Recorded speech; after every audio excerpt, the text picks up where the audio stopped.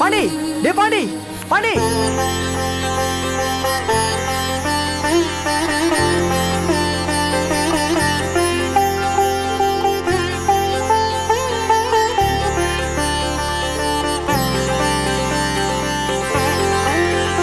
உள்ள போய் விளக்கேத்துமா, கூட்டிட்டு போடா.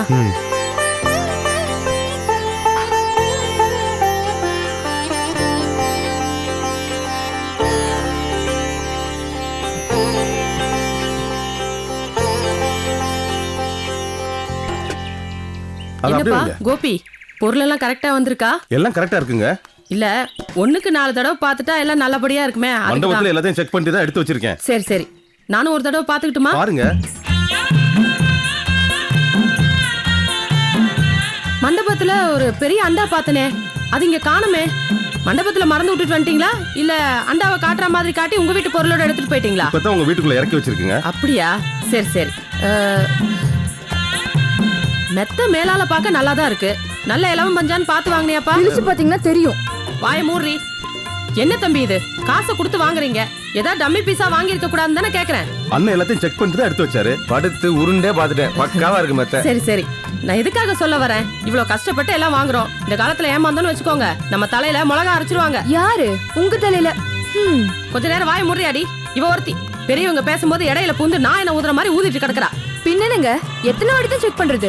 மண்டபத்திலே உங்க வீட்டுக்காரர் செக் பண்ணிட்டாரு, வண்டியில ஏத்துறதுக்கு முன்னாடி கோபினும் செக் பண்ணிடுச்சு. சும்மா 1008 கேள்வி கேட்டுக்கிட்டே இருக்கீங்க. என்ன நீ விட்டா ஓவரா வாயாடுற?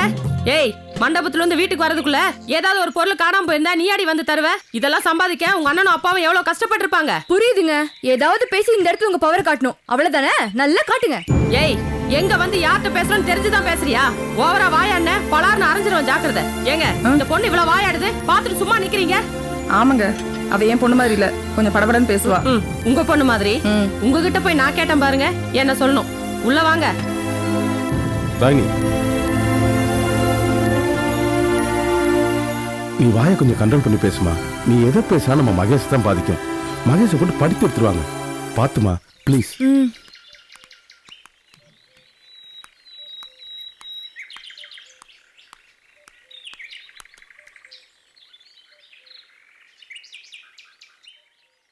டேய் மாப்ள, உன் டெய்லர் மச்சான் சீர்வரிசையோட வந்து கிளம்பி திரிறான்.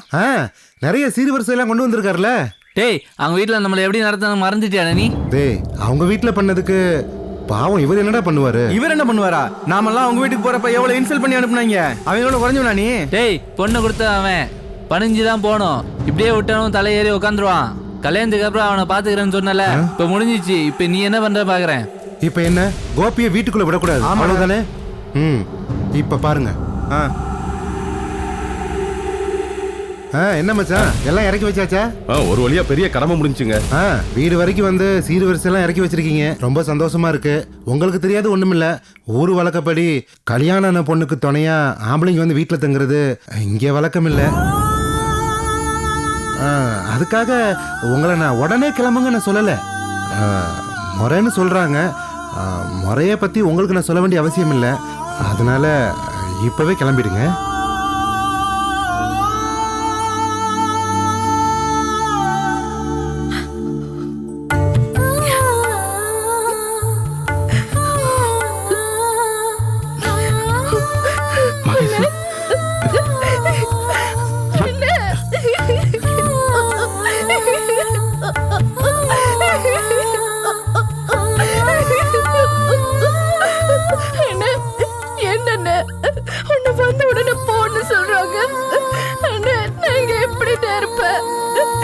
எனக்கு ரொம்ப பயமா இருக்குன்னு இங்கிருந்து கூட்டிட்டு போயிடுங்க.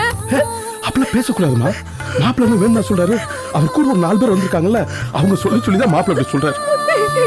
பயப்படக்கூடாதுமா. அண்ணே, அப்பாவா வீட்டுல எல்லாரையும் விட்டு பிரிஞ்சு வந்ததையே என்னால தாங்கிக்க முடியல. அண்ணே, இன்னைக்கு ஒரு நாள் மட்டும் என் கூட இருங்க அண்ணே, ப்ளீஸ். உங்களோட புஷ்பாத்தா இருக்காங்க, ராகினி இருக்கு, மனோரஞ்சிதாக்கா இருக்காங்க, அவங்களாம் இருக்காங்கல்ல. நான் இருக்க கூடாதுமா. கிளம்பல நல்லா இருக்காதுமா. சொன்ன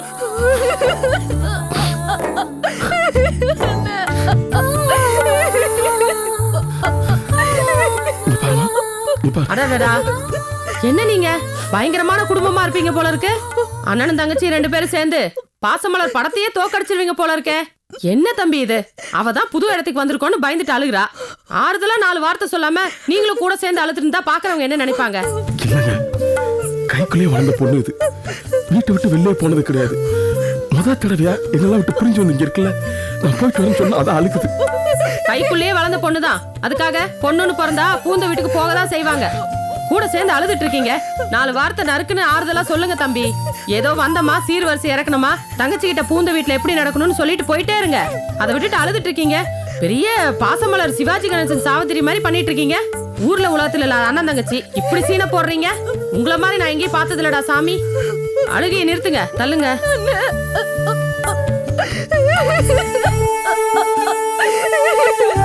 இங்க பாரு, இது எல்லா இடத்துலயும் இருக்கிறதா, புரியுதா? நான் சீரை இறக்கி வச்சுட்டு போத்தானே வந்தேன். அழக்கூடாது அத்தை, பாத்துங்க அத்தை. சரிப்பா. அவர் ஒண்ணு இல்லம்மா, சரியா? பாத்துக்க. இருண்ணே. அதான் இவங்கெல்லாம் இருக்காங்கல்ல. அது சொல்லுங்க அத்தை. நாளைக்கு வரேம்மா, நாளைக்கு வரேன், புரியுதா? இப்ப சொன்னா கேளுமா. அண்ணா அண்ணா இருண்ணே.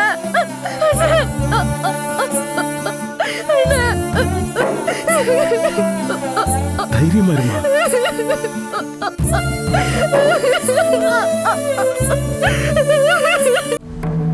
டாக்டர், பேஷண்ட்டுக்கு நீங்க யாரு?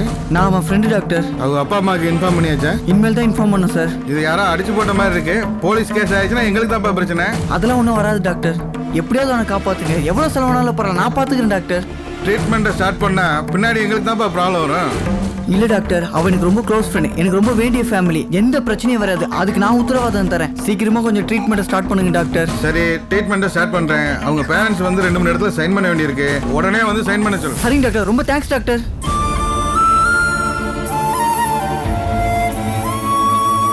என்னடா இது அநியாயமா இருக்கு? அந்த வீட்ல உள்ளவங்க எல்லாருமே அப்படித்தானா? மனுஷங்களை மதிக்கவே மாட்டாங்களா? வீட்டுக்கு விருந்தாளியை பண்ண உடனே இப்படி அவமானப்படுத்தி அனுப்பிச்சிருக்காங்களே. மாப்பிள்ள பழைய கோவத்தை மனசுல வச்சுட்டு அப்படி நடந்துட்டு இருக்காரு போல. என்னண்ணே அது பழைய கோவம்? உனக்கு தெரியாதா மயிலு? அவரு 4 சிநேகிதனை கூட்டிட்டு மகேஷை பார்க்கணும்னு இங்க வந்தாரு. இவங்க நான் இல்லன்னுட்டு பார்க்க முடியாது, அதெல்லாம் எங்களுக்கு வழக்கம் இல்லைன்னு சொல்லி அனுப்பிச்சு வச்சுட்டாங்க. அது அவங்களுக்கு ரொம்ப கோவம் வந்துருச்சு, வருத்தம் ஆயிருச்சான். அந்த அம்மா கூட போன்ல சொல்லிச்சேன். அதை மனசுல வச்சுட்டு தான் கோபிட்டு அப்படி நடந்துட்டு இருக்காங்க. ஐயோ ஐயோ, அதுக்கு இதுக்கு என்னங்க சம்பந்தம் இருக்கு? கல்யாணத்துக்கு முன்னாடி நம்ம மாப்பிள்ள 4 வயசு பசங்களை கூட்டு வந்து நம்ம பொண்ணை பார்க்கணும்னு சொன்னாரு. நம்ம முடியாதுன்னு சொல்லிட்டோம். ஆனா நம்ம பிள்ளை முறைப்படி கல்யாணம் ஆகி அந்த வீட்டுக்கு உறவுக்காரன போயிருக்கா. அந்த வீட்டு தங்க கூட சொல்றதுக்கு என்னங்க இருக்கு? நியாயமே இல்லைங்க. என்னை தங்க வேணாம்னு சொன்னதுல எனக்கு எந்த வருத்தமும் இல்லம்மா. ஆனா மகேஷுக்கு முன்னாடி என்னை அவமானப்படுத்தினாங்க. அதை தாங்க முடியாம மகேஷ் அழுதுருச்சு. நானும் மகேஷ் அழுதுட்டு இருக்கிற பார்த்தா அந்த அம்மா அவ்வளோ. எனக்கு மகேஷ் அழுதுட்டு இருக்கும் போது அங்கிருந்து கிளம்பி வந்த பாருங்க, அதுதான் கஷ்டமா இருக்கு. இதுதான்டா நம்ம சமூகத்துல நடக்கிற கொடுமை.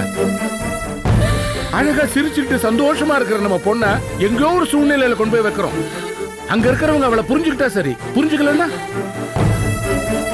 பாவம் திருவிழால தொலைஞ்சு போன குழந்தை மாதிரி முழிச்சிட்டு இருக்க வேண்டியதுதான். அப்படிதான் இருக்கு மகேஷ் அங்க. பெரியப்பா, இப்படி அங்க போய் அவஸ்தப்படுறதுக்காகவா கஷ்டப்பட்டு கடன் வாங்கி கல்யாணத்தையும் பண்ணி ஆசீர்வாதம் பண்ணி அனுப்புறீங்க? 100ல ஒரு வார்த்தை பாது. இதே கேள்விதான் எனக்குள்ள 1000 முறை நான் கேட்டுட்டு இருக்கேன். புரிஞ்சுக்கிட்டு நடந்துக்கிற புருஷன் அமைஞ்சா சரிமா? எத்தனை பேருக்கு அப்படி அமையுது? அப்போ பெரியவங்க பார்த்து வைக்கிற கல்யாணமே ரிஸ்கா பெரியப்பா? தெரியலம்மா, எனக்கு சொல்ல தெரியல. ஏன்னா நம்ம அமைப்பு அப்படிதான் இருக்கு. கோபி பார்த்துட்டு வந்து சொல்றான் மகேஷ் கண்ணீரும் கம்பளியுமா இருக்கு, நம்ம வருத்தப்படுறோம். நாளைக்கு அவ தனியா தானே இருக்க போறா, என்ன வேணா நடக்கலாம் இல்லையா? அவன் நமக்கு சொல்லுவாளா? ஐயோ பெத்தவங்க வருத்தப்படுவாங்கன்னு சொல்ல மாட்டா இல்லையா? அதுக்கு தான் சொல்றேன் மயிலு, குழந்தைகளை சந்தோஷமா வச்சுக்கடா. ஏன்னா நம்ம வீட்டுல இருக்கிற வரைக்கும் தாண்டா அதுங்களுக்கு சந்தோஷம். இன்னொரு இடத்துக்கு போனா அதுக்கு எப்படி இருக்குமோ தெரியாது. பாக்குறல்ல, மகேஷ் போன முதல் நாளே கண்ணீரும் கம்பளியுமா இருக்கு. தயவு செஞ்சு இனிமேலாவது பரமகுட்டியும் காமுகுட்டியும் அன்பா நடந்துக்கடா. சரி சரி போதும், இங்கேயே உட்காந்துருந்தா எப்படி? நேரம் ஆகுதுலங்க, வாங்க வீட்டுக்கு போவோம். சரி அண்ணே, நான் வரேன். நான் கிளம்புறியாப்பா? ஆமாண்ணே, வீட்டு சாவி என்கிட்ட தான் இருக்கேண்ணே. பாண்டி அங்கங்க சுத்தினாலும் வீட்டுக்கு தானே வருவான்.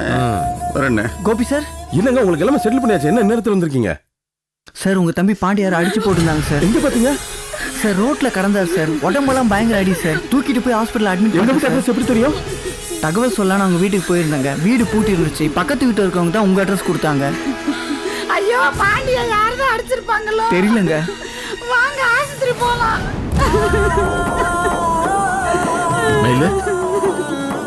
ஆயிரம் தான் அயோக்கியனா இருந்தாலும் மனசு பதறதுன்னு எனக்கே பதறுதேடா. சரி, இங்க இருந்து பேசிட்டு போனோம். வாங்க வாங்க வாங்க. பெரியப்பா வரோம். நாங்களும் வரோம் பெரியப்பா. இல்ல குழந்தைகளா, நீங்க இங்கே இருங்க, நாங்க வந்து தகவல் சொல்றோம்.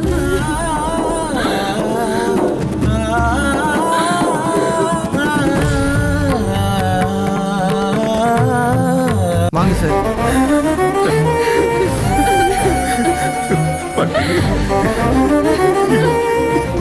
106ல இருக்கிற பேஷண்ட்டுக்கு டேப்லெட்லாம் கொடுத்தாச்சா? யார் நீங்க? இவ்வளவு கூட்டமா டாக்டர், இவங்க வந்தீங்க? தான் பாண்டியோட பேரண்ட்ஸ் டாக்டர். அப்படியா? டாக்டர், நான் பிள்ளைய போய் பார்க்கலாமா? எப்படி இருக்கான் டாக்டர் அவன்? இப்பெல்லாம் பார்க்க முடியாதுங்க. ஐயோ டாக்டர், என் பிள்ளை பாண்டிய பார்க்க முடியுமா? இப்ப பார்க்க முடியாதுமா. அவர் உடம்புல காயம், தலையில வேற பலமா அடிபட்டு இருக்கு. ஸ்கேன் எடுக்க சொல்லியிருக்கேன். ரிசல்ட் வந்தவொடனே என்னன்னு தெரிஞ்சிடும். டாக்டர், அவன் உசுருக்கு ஒன்று ஆபத்துலயே டாக்டர் அவனுக்கு. நாங்களாம் அப்படித்தான் நினைக்கிறோம். கவலைப்படாதீங்க. ஐசியூல வச்சிருக்கோம். ஹெட்ல சிவியரா இன்சூரிங் ஆயிருக்கனால அப்சர்வேஷன்ல வச்சிருக்கோம். பதட்டப்படுறதுக்குலாம் ஒன்றும் இல்லை. நல்ல வேலை அவருக்கு பிளட் ரொம்ப லாஸ் ஆகிறதுக்குள்ள இவர் கொண்டாந்து அட்மிட் பண்ணிட்டாரு. டாக்டர், எவ்வளோ செலவானாலும் பரவாயில்ல, என் பிள்ளைய காப்பாத்துறேன் டாக்டர். தயவு உங்க நிலைமை புரியுது. ட்ரீட்மெண்ட் நடந்துக்கு இருக்கு. காப்பாத்துறதுக்கு நாங்க முயற்சி பண்றோம். கடவுளே, ஒத்த புள்ளியா பிறந்துட்டாரு. எங்க குடும்பத்துக்கு மட்டும் ஏன் இப்படி எல்லாம் நடக்குது? ஐயோ மயில, இந்த மாதிரி சந்தர்ப்பத்துல தான் நீ தைரியமா இருக்கணும். நீ எப்படி அழுது அவளுக்கு யார் தைரியம் சொல்லுவாங்க? எப்படி இல்ல விடுற, ஒன்னும் ஆகல. ஏதோ நம்ம குடும்பத்துக்கு சோதனை காலம். எல்லாரும் இருக்குமே இங்க. ஒன்னும் ஆயிடாது, அவனுக்கு குணமாயிரும். குணமாயிரும். அதான் சொன்னாரே டாக்டர், நல்ல ஆஸ்பத்திரிக்கு வந்திருக்கோம், அவங்க பாத்துப்பாங்க. போன் வந்திருக்குது பாத்து.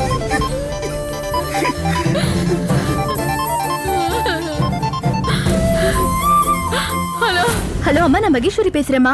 எப்படிமா இருக்கீங்க? நல்லா இருக்கேம்மா. உங்க வீட்டுக்காரர் எப்படிமா இருக்காரு? நீ எப்படிமா இருக்க? என்னாச்சுமா? நீங்க ஏன் என்னமோ மாதிரி பேசுறீங்க? இங்க பாண்டி ஆஸ்பத்திரியில சேர்த்திருக்கோம்மா. என்னது? பாண்டியனோட ஹாஸ்பிட்டல்ல சேர்த்திருக்கீங்களா? என்னமாச்சு? அவனுக்கு தலையில நல்லா அடிபட்டிருக்கு. யாரோ அடிச்சிட்டாங்கம்மா. அவனை ஐசியூல வச்சிருக்காங்க. இன்னும் நாங்க பார்க்கவே முடியலம்மா. ஐயோ, அப்பா சித்தப்பாலாம் எங்கம்மா இருக்காங்க? நாங்க எல்லாருமே ஆஸ்பத்திரியில தான் இருக்கோம். நீ எது கவலைப்படாதம்மா. அம்மா, நான் வேணா அங்க கிளம்பி வரட்டுமாம்மா? என்னால இங்க நிம்மதியாவே இருக்க முடியாதுமா. வேண்டாம்மா, வேண்டாம். நீ அங்க இருந்துக்கோ. நாங்க எல்லாம் இருக்கோம்ல, உன்னை பாத்துக்கிறோம். எது ஒண்ணா நான் உனக்கு போன் பண்ணி தகவல் சொல்றேம்மா. நீ கவலைப்படாம இருமா. சரிங்கம்மா. என்னாச்சுமா? அத்தை, பாண்டியனை யாரும் அடிச்சு போட்டாங்களா? அண்ணனுக்கு தலையில அடிபட்டுருச்சா? அண்ணன் ரொம்ப சீரியஸா இருக்கா. ஐசியூல வச்சிருக்காங்களா? ஐயோ, என்னாச்சுடி? யார் பண்ணாங்களாமா? யாருன்னு தெரியல அத்தை. என்னாச்சு? ஏன்டி இப்படி அழுகுற? சொல்லி தொலை. பாண்டியனுக்கு அடிபட்டிருக்கா. அண்ணன் ஹாஸ்பிட்டல்ல சேர்த்திருக்காங்களா? உங்க வீட்ல இதெல்லாம் புதுசா? ஆளை கடத்துறது, அடிதடி சண்டைக்கு போறது, போலீஸ் ஸ்டேஷனுக்கு போறது, இதெல்லாம் சகஜமா நடந்துட்டு தானே இருக்கு. அதுக்கா இப்படி அழுதுட்டு நிக்கிற? என்ன பேசுறீங்க நீங்க? அவளே வருத்தத்துல அழுதுட்டு இருக்கா.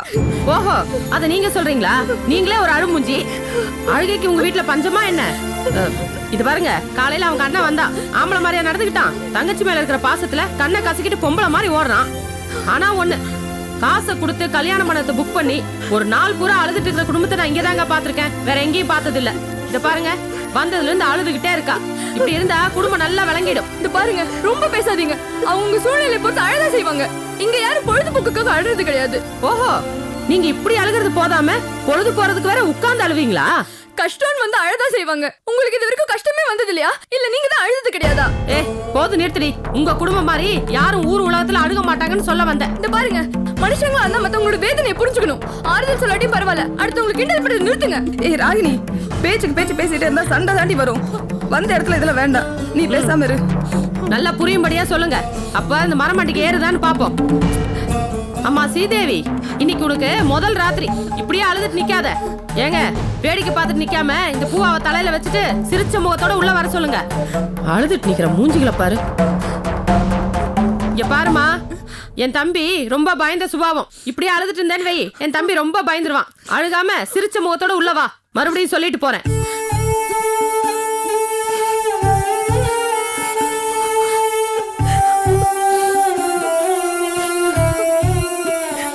இங்க பாரு மகேஷ், அவங்க சொன்னது எதையும் மனசுல வச்சுக்காத. சந்தோஷமா வாழ்க்கை ஆரம்பி. என்ன போ.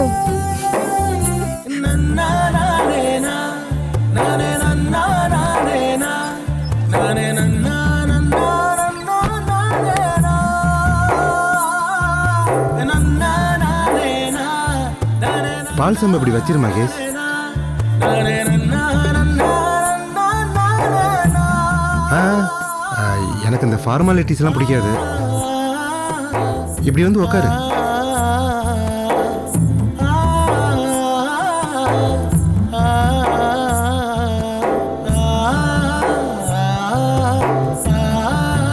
இப்பதான் நிம்மதியா இருக்கு மகேஷ். ஒரு வழியா எல்லா பிரச்சனையும் முடிஞ்சு போய் கடவுள் புண்ணியத்துல நம்ம கல்யாணம் நல்லபடியா முடிஞ்சது. கடவுள் புண்ணியமா? காசு புண்ணியம்னு சொல்லுங்க.